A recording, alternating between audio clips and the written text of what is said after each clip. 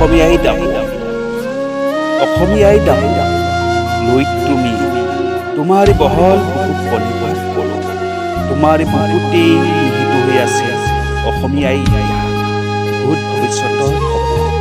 জাতিৰ অধীন মহাবীৰ লাচিতে মেলিছিল নাও ঘটাইছিল মোগলক কৰিছিল কিৰা শংকৰ গুৰুজনাই তোমাৰ বুকুতেই